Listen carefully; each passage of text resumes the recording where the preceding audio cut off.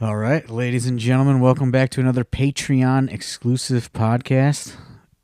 My favorite match, ever, maybe. I don't know. This week, this month, I don't know how I'm releasing these, but this episode, I am joined by none other than the Philly Marino Experience. Coming from Erotic City, it's your favorite tag team, your mother and daughter's favorite tag team, the Philly, see? And Marino T. PME, baby. From Erotic City. Yes. Welcome aboard. Thank you for having us. The My Favorite Match ship. So, you guys have had a short AIW career to this point, but I would assume that if you add up all those matchups, there's got to be one that's your favorite, or at least a couple that's your favorite. We have a couple that are favorites. It's kind of hard to pick, but yeah. What do you got? I think our funnest match. Yeah, the most fun match I know I had was at Wrestle Rager this past year. Of course. Okay. Yeah, I know a little bit about that one. Yeah, I think you were there for it. Yes. What do you think? So besides, we'll talk to that, but we'll talk about that one. But besides that one, what do you think? Like your favorite match as just traditional tag team wrestlers was? I would say Infinity and Beyond match. Yeah, I would definitely agree with that. It really made us kind of step out of our shoes a little bit. It made us have to try and step our game up. A lot. Do you think it was a good learning experience? Oh, very good learning experience. Like from walking through the curtain to walking back through the curtain, it was a whole learning experience. And I've talked about this several times, but that's kind of the benefit when you come to the AIW school is, everyone gets given, the rope to hang themselves with or, survive with, whichever is going to happen. And, I like putting students out there with veterans in like a sink or swim scenario. Definitely not to sink them, but, sometimes people are going to sink. It's inevitable. But mainly as a learning experience, do you think that, that's what that accomplished? Oh, yeah. Oh, absolutely.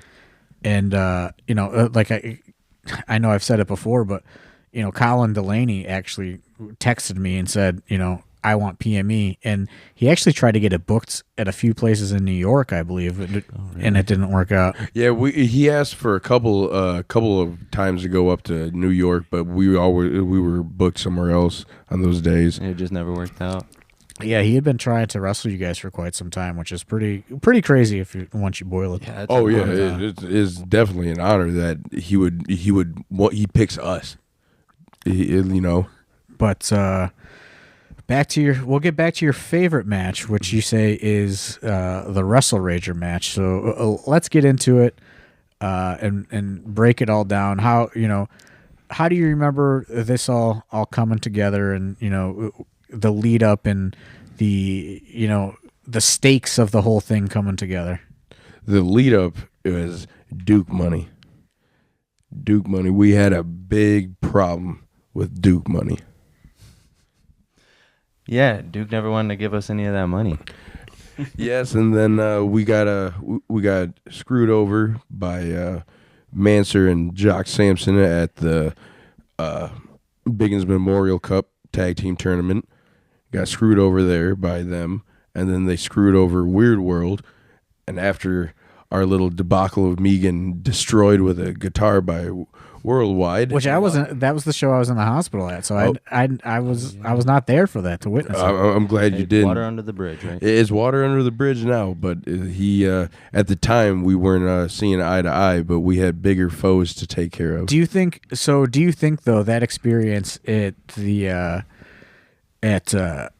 what was the show? What was the name of that show? It was Was that no? It wasn't Death Row, was it? No. It was Gangster Party? Yeah, nothing but a gangster party. Yeah. So do you think that experience and that type of match kind of loosened you guys up for what was to come at Russell Rager? Eric Ryan loosened me up for what's about to come for the future. He turned me into something fierce. He's the one that started Shooter Philly, all right? He's the one that started Eric Ryan in that match. So, like, were you guys a little... So, before we even get into the Russell Rager match, were you guys a little worried headed into that? Because that was definitely outside of your element of expertise. Oh, yes. It was a different kind of like physicality and with weapons and such being pulled into play. Yeah, that wasn't our cup of tea, but once we went through that Nothing But a Gangster Party, I was ready to rock and roll for Deathmatch Jamboree. Because a lot of people don't know, Philly gets a little hot about things, and Philly is very particular about his pro wrestling and things that happen within the pro wrestling match sometimes. I care about it. I care about my work. And you care about your body and Yes. the pain. So Yes. That's why I was a little shocked at how things boiled down, because that show was somewhat of the Wild West because I was in the hospital. So things, there was no filter there to say like, hey, like, let's not do this wild ass weird world coming out to New Jack's music. It really felt like an old school Okay, ECW. pause. Weird World coming out to New Jack's music was your idea from the hospital. You phoned And it B, you and I discussed at the hospital as we put together the card that you're like, we can't put Eric Ryan on early because he's going to bleed buckets no matter what we tell him, so let's put him on late. Okay, so let's discuss that real quick. I was on my deathbed. I was highly medicated. Very medicated. I was barely breathing. I don't recall any of this conversation. My eyes were closed. All I and maybe if I did say it in my medicated haze, I know that Worldwide had been texting me previously, like prior to me going to the hospital, texting me for months about how he wanted to come out to New Jack's theme song with a garbage pail full of weapons. So in my fucking oxycodone haze that I was on, mixed with whatever other pain pills they were giving me, that idea must have, or that text message must have been floating around in my head whenever I spoke to Dom, and gave the marching orders for the day. Also, the night, the evening prior to this actual event in April was the night that I almost died when my fucking breathing, or my fucking tube coming out of my lung got kinked up and I couldn't breathe. So, Mr. Greeny, I stand by. I was not in the proper state of mind for this to happen.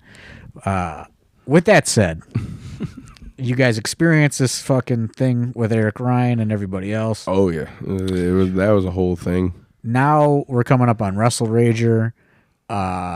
Who sells you on the idea? How do you guys feel? Does the main event have any part of you guys being more willing to participate? Being the main event made me feel like, this one is going to be, I got to be better than what I was wanting to do. Let's put it like that. Right, because initially you probably didn't want to get too involved in what was happening. No. Didn't want to get too wild. No. But once we found out we were putting the main event for that show, I knew personally, I was like, I need to get hit with a light tube or hit somebody with one, or glasses getting involved. And then plus, like, who doesn't want to beat up Duke with weapons? Yeah.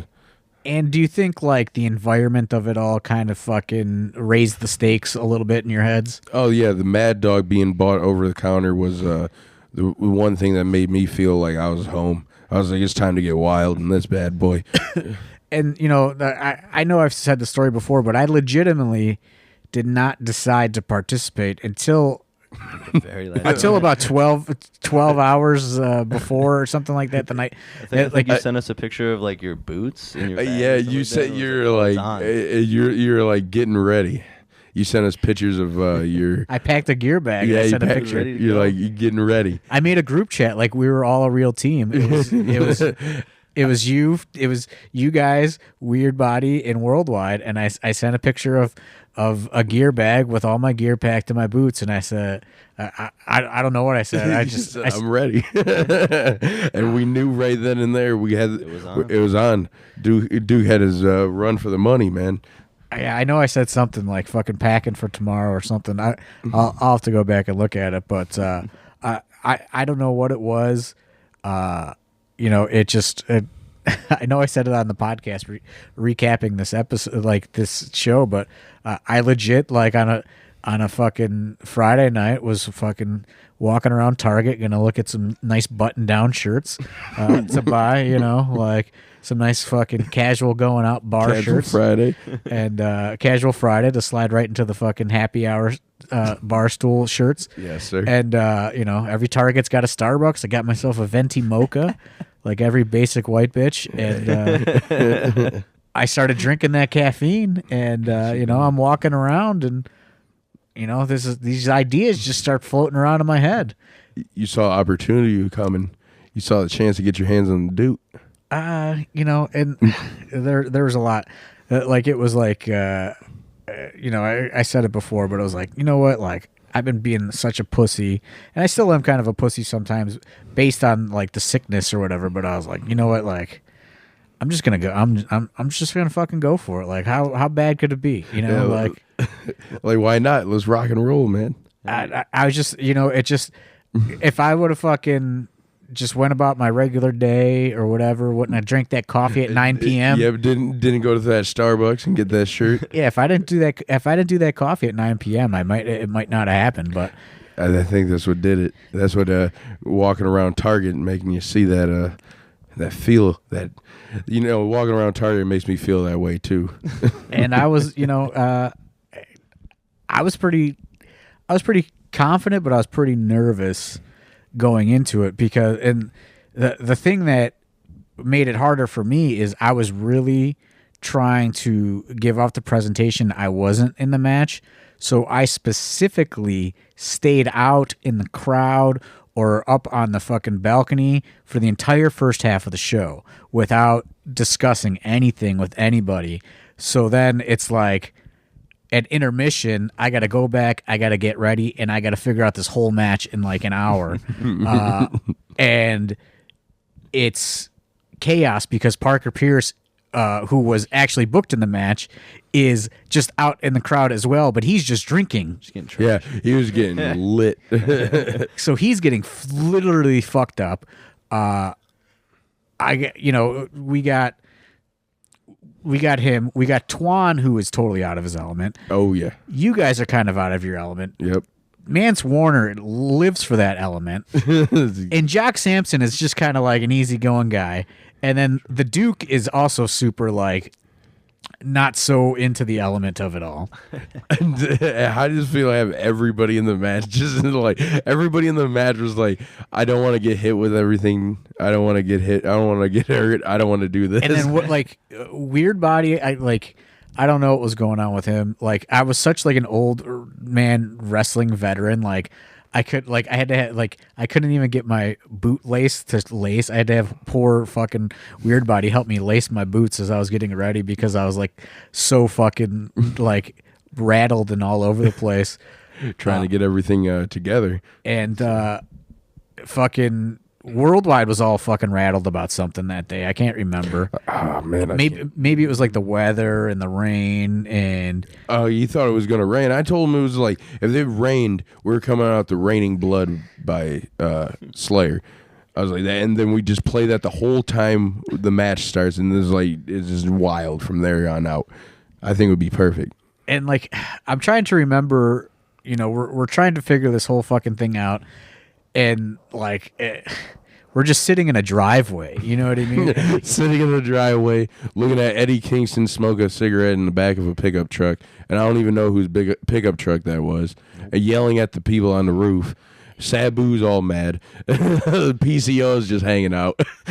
Like One thing that I think might have helped get us in the mood though for that was hanging out with Sabu early in the day. Yes. Back in the bathroom. Yes, in the women's stall. That helped. But like Made us feel hardcore. that atmosphere of the Wrestle Rager is just it's different. It was different. It's wild. It feels like just a big party from start to finish. You want to talk about down for anything? That whole show, that whole day was just that. It was down for anything. And yeah, it's crazy, and like we're trying to figure this out, and like you guys have this like shell of a match figured out, and I'm trying to catch up, and I'm trying to throw some input in, and like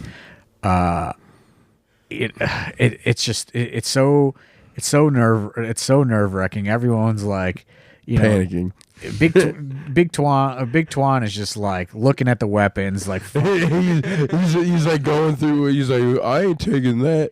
That don't look good.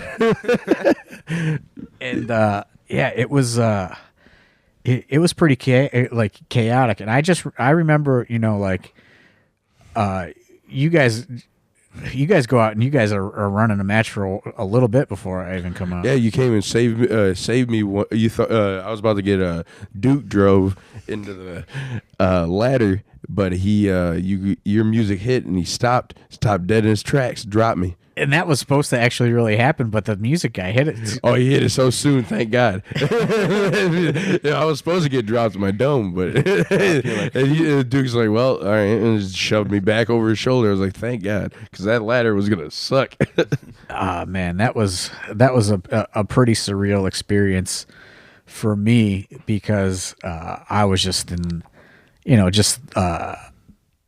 I haven't really wrestled consistently in a long time, and then this whole thing, coming off of pneumonia a couple months earlier, and being in this fucking crazy ass environment, deathmatch environment outside, like when I came out and I looked at the Duke, we did like a stare down, like from me in the fucking entranceway, which is a driveway, which sounds ridiculous. A parking lot, and from driveway to parking lot. And he stood in the ring, and I swear to God, it felt like that went on for 15 minutes in my head. Like, no, it was very quick, but it was. In retrospect, I know it was quick, but it felt like an eternity, and I was like. Oh, man, I don't want to go. I'm already here. I can't go back. Can't go back through the curtain now, or you can't go around the letter. Right. It's like now it's like crossing. It's like when you cross, it was like literally crossing that line into the fucking there's no turning back. It's into the abyss. There is no turning back. Yeah. So it's like then it's just it's wild from there. Oh, it's just balls to the wall. Chaos. And I don't know what happens. I know I came out with maybe a guitar because Worldwide pitched this whole big long guitar storyline that gets paid off at absolute it gets paid off at the end of this match, but it went off from you guys with the guitar to Absolution. He got the guitar busted on him, and Worldwide books this whole long guitar story, like this weird sub story in this whole thing that's going on. The match was based around a guitar. And I know I don't know where all these fucking guitars came from, but I have no clue. I know I came out with one. It gets broken. Big Twan broke one. Oh, Big Twan breaks the one from me, and he cuts me off or something, and that's when I just I hit a fork in my boot for some reason. I didn't know why, and that's that salad later on. And I just pulled it out right on Big Twan, and I just started getting them for real. Hey, sorry, we Big. have one of those stickers somewhere. In our oh yeah, we have one of those stickers in our house. There's one actually at where Rick Nelson works. Oh, it's Ricky. on a table. He's a Patreon subscriber. He'll be listening to this. Oh yeah, it's one there.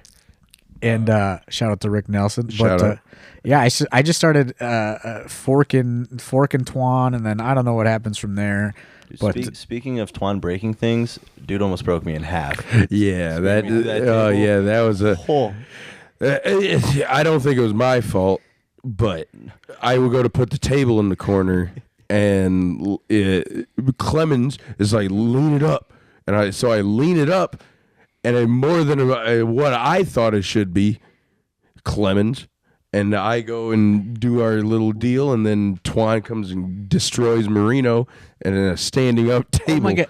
Oh my god! Here's something that, like, another thing that fucking throws me off is Swoggle is out there waddling around, and That was just out of nowhere. yeah, Referee Swoggle. that was like he like shoot just like I think he was drunk and he fucking ripped Stave the potato out of it. I don't know. You guys were out there. I didn't know. Nobody knew. We all looked at each other like, what's going on? And then about halfway through the match, you could see his facial expression start to change, like, oh, I shouldn't have done this. True story. I was on the porch with Swoggle prior to the match, and he saw Potato. He goes, no, absolutely no fucking way Potato's doing this.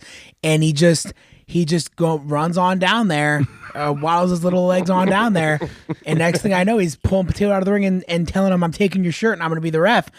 And like, I think Swoggle deep down is a big deathmatch fan, but I think like he wanted to do it, and then the moment all of the shit just started breaking and accumulating in the ring, he started looking like Bronco Lubitsch. Like, he did not want to get down. He didn't want to hit the mat. He got so petrified of everything. He realized the mistake quickly. I think at one point he try to go for a count with his foot, just stomp the mat. It was like a 1-2 stomp.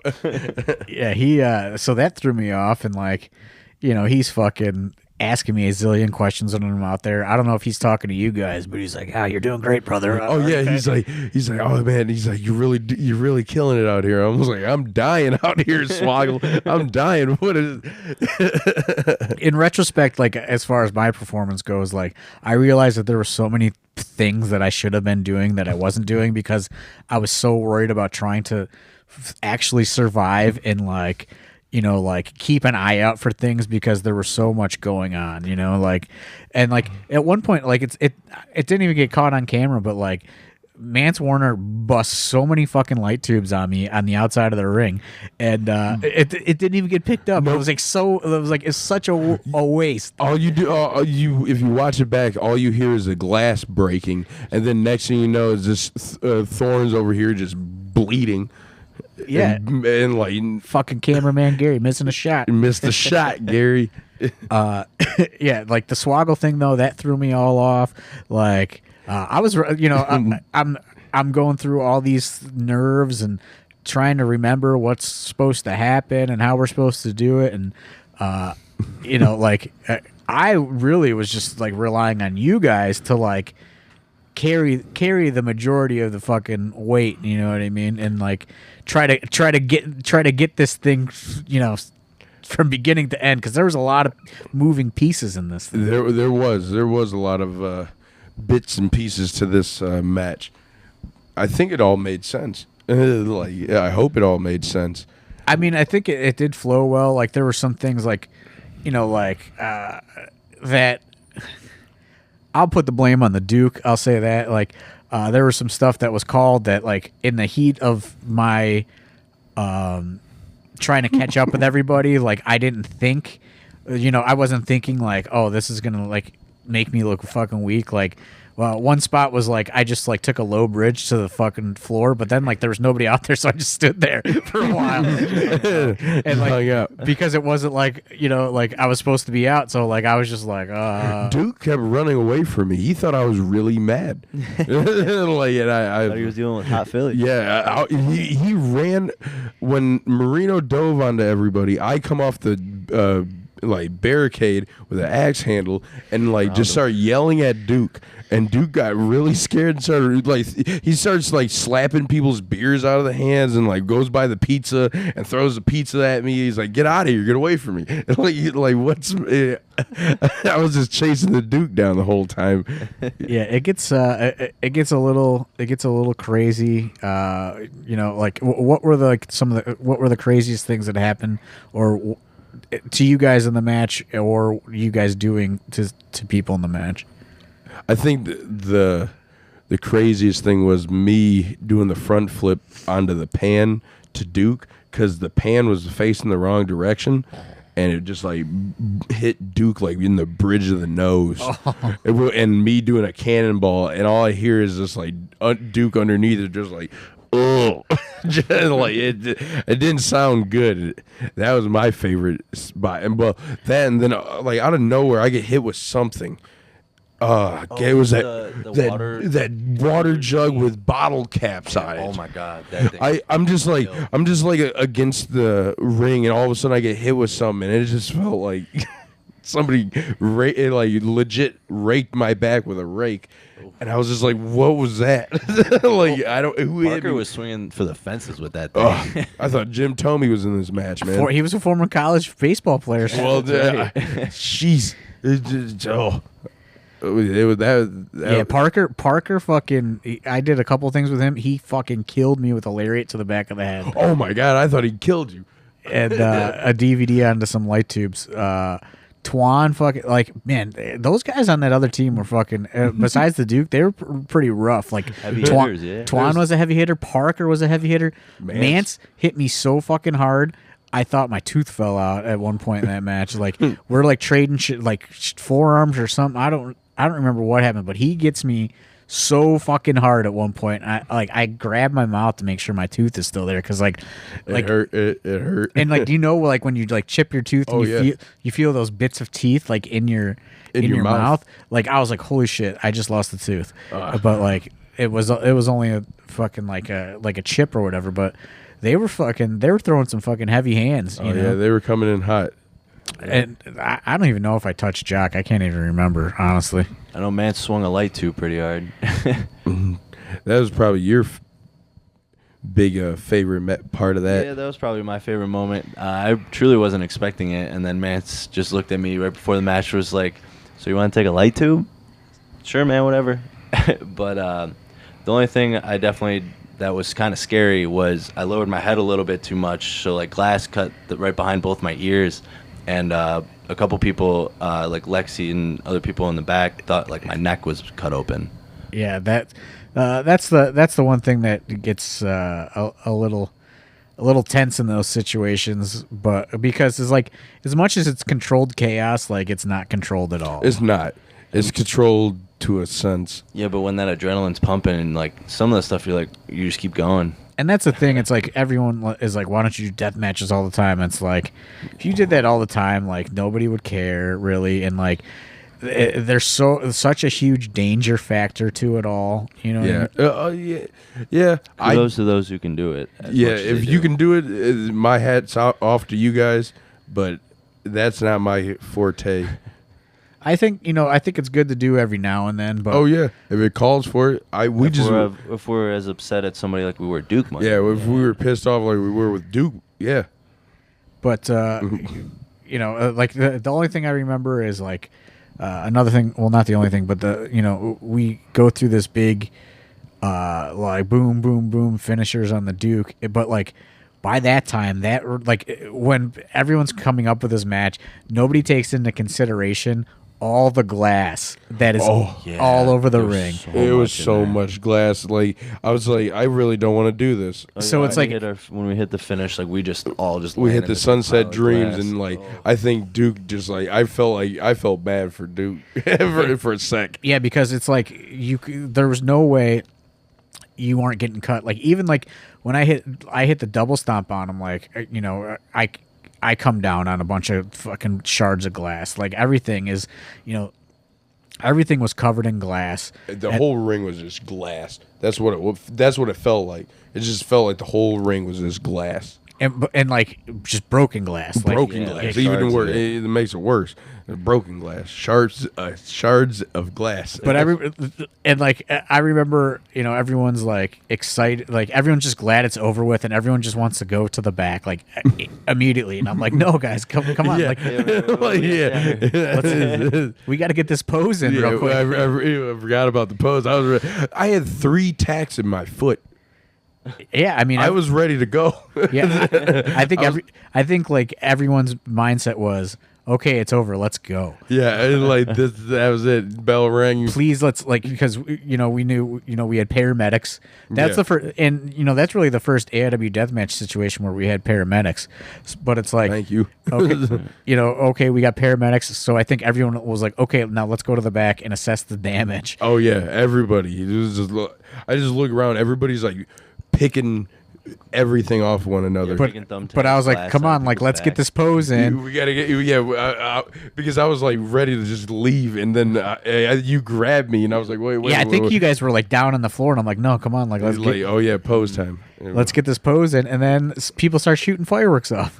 Oh yeah, right, I felt like WrestleMania. Oh man, that was great. I've been wanting fireworks, and that when that came off, that made me feel so good. So then we get to the back, and we assess the damages, and we all get kind of taped up. Did somebody have to go to the hospital? I can't remember. I thought did Worldwide? Oh yeah, Worldwide's wrist. Worldwide was all fucked up. Yeah, Worldwide's That was kind of scary. Worldwide's wrist was very Tongue tied. shut. But I mean, we pretty much get all taped up, and then we headed to the fucking after party. Hell yeah. Right, bloody and all. Just let's go let's go. It's time to start drinking because as soon as I came to the back, I was like, I just want beer. I want beer, and I just want to pull these tacks out of my feet. So here's the thing that fans don't realize. It's like you're in that moment, and things are fucking great. But how shitty is it once that adrenaline wears off? Bro, the shower that night. The shower's the worst part. Yes. Woof. The shower was the worst part. Pretty sure we picked out glass out of our backs for like a Oh week yeah, straight. we were. Just I was like, I, that's like new. we were. I was pulling thumbtacks out of Marino. He was pulling thumbtacks off of me. I think there was a bottle cap on me somewhere. Like, And that's the thing. It's like like you feel like this big tough like fucking man. Like when you're like bloody and it's like primal and it's all Oh, done, yeah. Oh yeah. But then like the adrenaline wears off, and then you hop in the shower, and like it's like, oh my god, this is the most painful thing of this whole match, and no one's here to witness it. Yes. The most painful part of the match is the shower. It's like you want to cry because you got to rinse all these cuts and you put soap in them, And you got to clean them and delicately try to touch them with a rag. and then there's glass usually in them, and like Yeah, you'd be pulling chunks of glass out. or like you'll go to lay in the bed and like some glass would have gotten into it, you know what I mean? And like then you're getting cut again, like those are like kind of like the things that people don't realize about doing the death matches is the after effect is probably the worst. It is the worst. But yeah, all in all, so what are your guys' kind of? I know you said this is your favorite match. Just give some final thoughts on the whole thing. Overall, I would probably do it again. I will do it again eventually. I don't know when. When the moment's right. When it calls for it. I had so much fun in that match. Like, I will probably do it. I would do it again. What about Not gonna lie, I would love to hope that one day maybe that moment's also within like a steel cage. you? Yes, I would love to be in a steel cage. I know you said that you had fun in the moment. I know personally that before the moment begins, you're like the most miserable guy on earth right before it's go time. Like, Oh, yeah. for that, like you are just not Wanting to do any of this. so like one. But do you think it was the whole once? Not really once you were out there, because it really wasn't fun. It really was kind of like a fight to an extent. Like as Yeah. much as wrestling is figured out, like it's a little bit. It gets a little bit real. And you are kind of fighting for survival, especially in that situation, because you're not only worrying about protecting yourself and executing moves, but you're worrying about what those weapons are going to do to you, and like, is somebody going to swing something recklessly, or there's a lot more to fucking be concerned about. Yeah, there's a lot more factors in a match like that. But do you think, like, after the music's playing and it's done and you survived, do you feel like then you're like, okay, that was fun? Because you're Oh, not, yeah. you're, Oh, yeah. you're not having fun the whole time. You know? Oh no, I'm not having fun until that bell ring. I was like, oh man, we won. And then you're kind After you of walk out. and then you're kind of like, okay, that was fun. But like Yeah. when you're in the moment, it's like it's all like retrospective fun. It's like you're not having fun when it's happening. No, it's the after. It's like when somebody falls. If somebody falls and you start laughing right away, it's bad. But it's like one of those like, all right. It's like Afterwards, it's like a funny. slow build fun. It's like, yeah, I'm so glad I did it and it was fun, but like you're not glad you're doing it the entire time. Oh yeah, like no, not at all. It's such like a weird mind fuck thing. It is. It's weird to think like that. It's funny though. But yeah, so I guess we'll wrap it up on the Wrestle Rager 3 Deathmatch Jamboree main event, as Worldwide like to call it. Oh yeah. And this has been another episode of My Favorite Match. Thank you for having us, Philly C, Marino T. and we're out from Erotic City. Thanks.